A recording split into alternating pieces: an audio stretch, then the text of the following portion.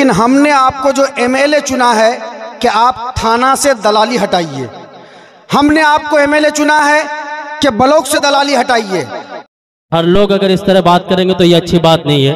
ये मदरसे का प्रोग्राम है, बराए जी जी जी जी बिल्कुल पता है, ये मदरसे का ही प्रोग्राम है और दस्तारबंदी का प्रोग्राम है। लेकिन इस प्रोग्राम में अख्तर साहब के गुफ्तगू के बाद जो नौमान सादिक साहब ने इस तरह से जो है इतनी तल्ख और सख्त अंदाज में गुफ्तगू की है जिसका असर पूरे जलसे में, पूरे मजमे में और ख़ासतौर से अख्तर साहब के चाहने वालों में इतना बुरा असर पड़ा है कि लोग एक साहब आकर उनको हटाने लगे कि इसको स्टेज से बाहर निकालिए और इसको इस पिंडाल से बाहर निकालिए। इन्होंने सियासी बात क्यों की, तो आप लोग देखते रहिए वीडियो में आगे क्या होने वाला है। और आप कोटा में जाके ये मालूम करें कि आप कितना किलो दे रहे हैं। 4.5 किलो कोटा वाले क्यों दे रहे हैं, हम आपसे पूछेंगे, आज नहीं तो कल कयामत में पूछेंगे। ये बात सुनिए। और दूसरी बात मौलाना, मैं बता रहा हूँ, आप बैठिए थोड़ा, सुनिए मेरी बात। भाई आप हजरात अपनी जगह बैठे रहें। आप हजरात अपनी जगह बैठे रहें, शोर शराबा का कोई माहौल पैदा न करें, क्योंकि अल्हम्दुलिल्लाह माशाअल्लाह यहाँ पर हज़रत मौलाना मुफ्ती जावेद इकबाल साहब तशरीफ़ फरमा है। बातें आती हैं और जाती हैं, हालात आते हैं और जाते हैं, इसलिए आप हजरात अपनी जगह बैठे रहें। आप हजरात अपनी जगह बैठे रहें, इत्मीनान और सुकून का माहौल बनाए रखें, इत्मीनान और सुकून का माहौल बनाए रखें। भाई हुआ कुछ नहीं है, आप हजरात बैठें। एमएलए साहब गए हैं, उसके पीछे कुछ लोग जा रहे थे, बैठ जाएं सुकून से। जी हर लोग अगर इस तरह बात करेंगे तो ये अच्छी बात नहीं है। ये मदरसे का प्रोग्राम है, बराए अदब से एक बात ये कहना चाहूँगा कि हजरत ये बातें, जो बातें आपने कही ठीक है, लेकिन हमने आपको जो एमएलए चुना है कि आप थाना से दलाली हटाइए। हमने आपको एमएलए चुना है कि ब्लॉक से दलाली हटाइए। हमने आपको एमएलए चुना है कि आप हमारे यहाँ जाके चेक करें कि कितनी आंगनबाड़ियाँ चलती हैं, किस आंगनबाड़ी का केंद्र बना या नहीं बना तो क्यों नहीं बना, इसकी वजह पूछें। और आप कोटा में जाके ये मालूम करें कि आप कितना किलो दे रहे हैं। 4.5 किलो कोटा वाले क्यों दे रहे हैं, हम आपसे पूछेंगे, आज नहीं तो कल कयामत में पूछेंगे। ये बात सुनिए। और दूसरी बात मौलाना, मैं बता रहा हूँ, आप बैठिए थोड़ा, सुनिए मेरी बात। आप उलमा को ये कह रहे थे कि ठीक है, उलमा की जो जिम्मेदारी है वो निभा रहे हैं, लेकिन आप थाने में, ब्लॉक में, स्कूल में, कॉलेजों में आप सीसी कैमरा लगवाए हैं। एक आदमी बार बार अगर ब्लॉक जा रहा है, क्यों आ रहा है भाई? कौन सा दलाल है ये? कौन सा हड़पने वाला है? कौन सा माल ले रहा है? कौन पहुंच रहा है? आप उस पर क्यों नहीं लगाम लगाते हैं? लोगों की शिकायतें हैं। एक आदमी एमएलए साहब रो दिया जाके नाव पर मुझसे कि मौलाना क्या बताएंगे, वो जो कर्मचारी है 10,000 रुपये मांग रहा है एक केवाला को मोटिशन करने का। उसके जवाब दे कौन होंगे, मैं हूँगा या आप होंगे? इसलिए एमएलए साहब, मैं आपसे कहना चाहूँगा, लोगों का रोना जब देखते हैं तो मैं यही कहने पर, चूँकि हमने आपका सपोर्ट किया है, आज मुझे सुनना पड़ रहा है, इसलिए आप इसका जवाब देंगे। बहरहाल आज जवाब का टाइम नहीं है, सिर्फ मैं बताना चाहता हूँ, मैं आपसे पूछना चाहता हूँ कि आपने हुफ़्फ़ाज़ किराम को नसीहत तो दे दी, ठीक है, अच्छी बात है, आपको भी इल्म होना चाहिए और है और होना भी चाहिए। हर मुसलमान को जानना चाहिए कि कुरान के एक एक लफ्ज़ पर कितना अमल है। बहरहाल सामईन, अब मैं आपके बीच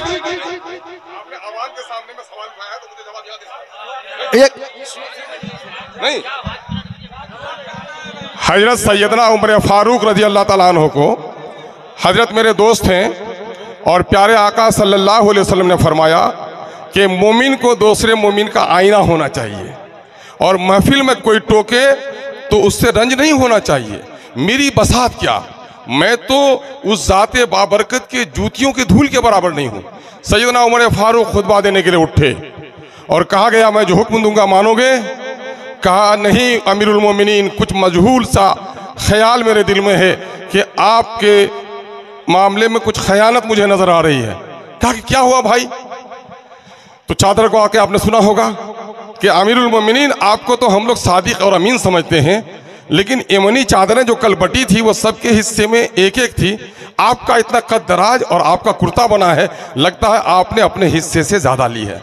सवाल कितना अहम था और माहौल अमीरुल मोमिनीन, बादशाह से ज़्यादा ताकतवर। और प्यारे आका सल्लल्लाहु अलैहि वसल्लम ने कहा कि अगर मेरे बाद नबूवत का दर्जा खुला रहता तो उमर नबी होते। जिसके इस्लाम में शामिल होने के लिए अल्लाह के रसूल ने दुआएं मांगी, उस ज़ाते बाबरकत से सवाल किया जाता है। और महफिल में किसी की हिम्मत नहीं कि कोई टोके कि क्यों टोकने जा रहे हो अमीरुल मोमिनीन को। कहा बेटा इब्न उमर हो? कहा कि हाँ अब्बा जान। कहा बेटा तुम ही अच्छा जवाब दे सकते हो। कहा कि अच्छा। खड़े हुए और कहा मेरे भाई आपने अब्बा पर जो इल्ज़ाम लगाया है बिल्कुल दुरुस्त है। मेरे हिस्से में भी एक चादर बनी थी और अब्बा के कुर्ते पे पैबंद लगे थे। मेरी गैरत ने मुझे तकाजा किया, मैंने अपने हिस्से की चादर अब्बा को दी जिससे कुर्ता बना है।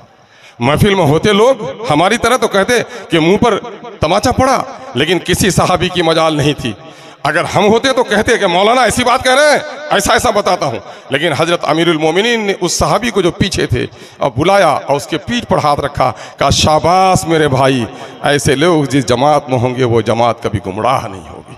मैं मुबारकबाद देता हूँ मौलाना नामान साहब को कि मौलाना नामानी साहब आप जैसे लोग आलिम अगर महफिल में होंगे तो यकीनन है कि आपके नुमाइंदे को भटकने और बहकने से बचा सकते हैं आप। मैं आपसे कह देता हूँ कि मैंने हाफिज़ों को कोई नसीहत नहीं की है। मैंने जो कुछ भी कहा है आका सल्लल्लाहु अलैहि वसल्लम के हदीस के हवाले से कहा है कि कुरान का याद करना, उसको समझना, उसके हलाल को हलाल, उसके हराम को हराम मानना, उसके लिए फजीलत है। ये कुरान बेचने वालों के लिए फजीलत नहीं है मेरे भाई। जहां तक आप कहेंगे कुरान में अल्लाह ने कहा कि वो कौम इन्नल्लाह ला युगय्यिरु मा बिकौमिन हत्ता युगय्यिरु मा बिअनफुसिहिम, खुदा उस कौम की हालत नहीं बदलेगा जो खुद अपनी हालत को बदलने के लिए तैयार नहीं हो। यहाँ बहुत लोग गवाह होंगे। मैं ब्लॉक में बैठा हूँ, हाथ उठवाया हूँ मुखिया और समिति का कि उठाओ हाथ कि ये जो कोटा का माल आता है ये गरीबों का, यतीमों का, बेवाओं का माल है। अगर इससे हम हिस्सा लेंगे तो मेरे बाल बच्चे भी कल भिखमंगे पैदा होंगे। जाके अभी भी देख लीजिए, खबर में मौजूद है।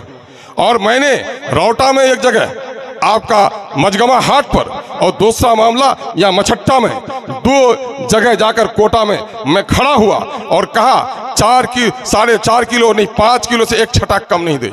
अगर तुमको देता है, कम देता है, हमको फोन करो, मैं उसका इलाज कराता हूँ। आपको सुनकर हैरत होगी कि 34,000 कार्ड है रौटा में और 52,000 कार्ड है आपका अमोर में। मैंने लिख के दिया यहां से मंत्री तक को कि आधा किलो जो वजन लिया जाता है, जानते हो उसकी कीमत कितनी होगी? 1000-2000 होगी ना? नहीं मेरे भाई, 90 लाख रुपया, 80 लाख रुपए एक महीना में सिर्फ आधा किलो चावल की कीमत जा रही है। 90 लाख रुपए एक महीने में। लेकिन आज तक कोई बंदा मुझे दरखास्त देने के लिए नहीं आया कि मुझको हक नहीं दिया। वो 4.5 किलो में ठीक छे, बल्कि कई जगह इल्जाम लगा के एमएलए साहब को हिस्सा नहीं मिला है। इसीलिए मैंने अपने मुखिया मेंबरों को कहा है, खुदा के वास्ते तुम स्कीम में 10 टका कमा लो, चूंकि सरकार तुमको तनख्वाह नहीं देती है, लेकिन इन बंदों का हक मत दो। मैं गया 12 ईदगाह, वहाँ मैंने गुफ्तगू की कि अगर तुम पर कोई सताता है तो बताओ। 20 आदमी हाथ उठाए, हाँ पैसा लिया इसमें, और आज तक मैं एक दरखास्त लिख करके नहीं दिया। मैंने कहा दरखास्त लिख करके दो। मौलाना खुद गवाह है, एक शख्स बैंक में पैसा जमा करता है, उसका भाई बाहर से कमा के पैसा भेजता है और उसको बैंक वाला कहता है कि तुम फिक्स डिपॉजिट में जमा नहीं करोगे तो तुम्हारा हम वो गैर कानूनी लेन देन में तुमको फंसा देंगे। मैंने कहा दो मैनेजर को डांटा, मौलाना गवाह होंगे कि तुम्हारे किसने तुमको हिकमत दिया। एक मजदूर जाके कमाता है, तुम उसको पैसा जमा करवाएगा? किसने तुमको? बहुत मैंने डांटा। उसके बाद जब मैंने उसके कहा कि रे मियां तुम्हारा काम, बोले हाँ हो रहा है, मैंने एक दरखास्त लिख करके दो। मैंने डीएम तक शिकायत कर दी, मैंने लीड बैंक मैनेजर है शिकायत कर दी। उसने कहा विधायक जी उस शख्स का एक दरखास्त भिजवा दीजिए। मौलाना गवाह है कि मैंने मौलाना से पैरवी करवाई कि मौलाना एक दरखास्त दिलवा दीजिए, लेकिन दरखास्त देने के लिए तैयार नहीं हुआ। मेरे भाई मैं आपको खुदा को रखकर वादा करता हूँ, थाने में जो शख्स बगैर पकड़ लुटा जाता है, यहीं पर आपका रौटा थाना में, आप पूछ लीजिए हाफिज नाहिद गनी साहब से। मुझे सुबह फोन किया कि एमएलए साहब हम गए थे अभी चाय की दुकान में, बड़ी आपके खिलाफ शिकायत हो रही है। क्या शिकायत हो रही है? बोले अख्तर ईमान आ गया तो बोले रामराज हो जाएगा, देखिए 30,000 टका यहाँ ले लिया बालू की गाड़ी का। मैं कहा अच्छा रुको, उस शख्स से बात करो। मैंने कहा भाई ऐसा लिया? मैंने कहा मेरी तबीयत खराब है, किशनगंज आ सकोगे? बोले नहीं। तो मैंने कहा कि मैं मौधा आ जाता हूँ, किशनगंज आ जाओ, मौधा आ जाओ। बोले नहीं। तो मैंने कहा 30,000 टका लिया है, ये कदम आदमी उठाने नहीं चाह रहा है। तो मैंने कहा हाजी नाहिद गनी साहब को, हाजी नाहिद गनी साहब वहीं रहिएगा, मैं आता हूँ। मैं 8:30 बजे वहाँ पहुँचा और मैंने कहा मेरे भाई आपसे 30,000 रुपया लिया है, सिर्फ एक जगह लिख के दे दीजिए मुझको, आज मैं इस दावे की हजामत बनवाता हूँ। मेरे भाई आपका वो भाई लिख के देने के लिए तैयार नहीं हुआ। मेरे भाई, हरम पाक के काजी को बुला लो, और लड़की रिजा नहीं देगी तो निकाह होगा क्या? होगा क्या निकाह? अमेरिका का डॉक्टर आ जाए, मरीज दवा नहीं खाएगा तो फायदा होगा क्या? आप मुझे मौलाना, मैं आपकी जूतियां सीधी करने के लिए तैयार हूं। ऐसे जितने भी हो रहे हैं लोगों के लाइए, अगर मैं उसमें नहीं लड़ता हूं, अभी मास्टर साहब यहाँ गवाह हैं, अभी 10 गुना ज्यादा वसूली की गई है और मैंने उसके लिए हाउस में क्वेश्चन किया है। यहाँ मुफ्ती साहब गवाह होंगे, कितने केबाला का बगैर रिश्वत के भी पंचायत वो करवाया है। लेकिन जो आदमी अपनी बहन का हिस्सा नहीं देकर अपने बहन का हिस्सा समेत बेच लिया है, किसे केबाला कर लिया है, भाई से उसके बहन का हिस्सा भी वो 25,000 टके देके कर रहा है, मेरे पास नहीं आ रहा है। मैं आपको कोई वो नहीं करना चाहता हूँ। खुदा के वास्ते आपने महफिल में बात उठाई है, मैं आज ऐलान करता हूँ आपसे, इससे पहले भी मैंने बारहा ऐलान किया, ब्लॉक की मीटिंगों में मेरे आओ, कि अगर आपका इस तरह का मामला हुआ है, यह खादिम हार और जीत से नहीं, इस खादिम का है वादा है कि मैं हार जाऊं ये पसंद करूंगा, लेकिन किसी जालिम का साथ नहीं दूंगा। मैंने तो तकरीर में कहा, चोर उचक को शराबियों मुझे वोट मत देना, मेरे वोट नापाक हो जाएंगे। वो तो इज़्ज़ो मंतशा वो तो ज़िल्लो मंतशा। इसलिए खुदा के वास्ते अगर इस तरह का मामला आपने सवाल पैदा किया है तो ऐसा मामला लाइए, इंशाल्लाह ज़रूर जवाब दूंगा। आपने वो किया, बहुत बहुत शुक्रिया। अस्सलाम वालेकुम। हजरात, कारी जमशेद जौहर साहब से मैं गुजारिश करूंगा कि कारी जमशेद साहब माइक पर आए और नातुन नहीं होता, कोई फितना नहीं होता, कोई फितना नहीं होता, कोई रगड़ा नहीं होता, बहुत अच्छा माशाअल्लाह, कोई फितना नहीं होता, कोई रगड़ा नहीं होता, कोई फितना नहीं होता, कोई रगड़ा नहीं होता, कोई फितना नहीं होता, कोई रगड़ा नहीं होता, कोई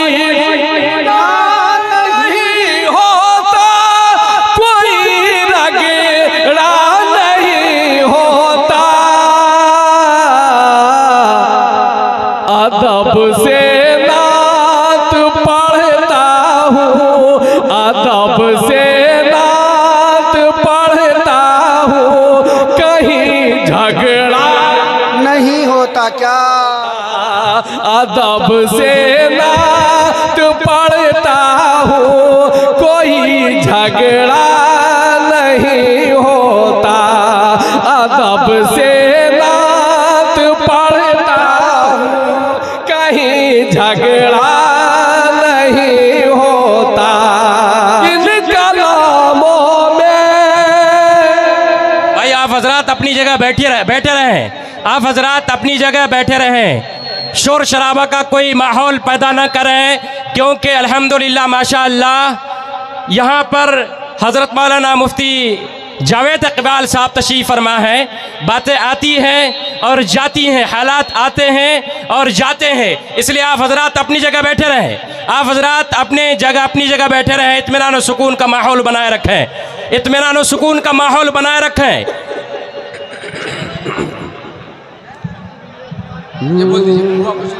भाई हुआ कुछ नहीं है, आप हजरात बैठें, एमएलए साहब गए हैं, उसके पीछे कुछ लोग जा रहे थे, बैठ जाएं सुकून से। जी जमशेद जौहर साहब।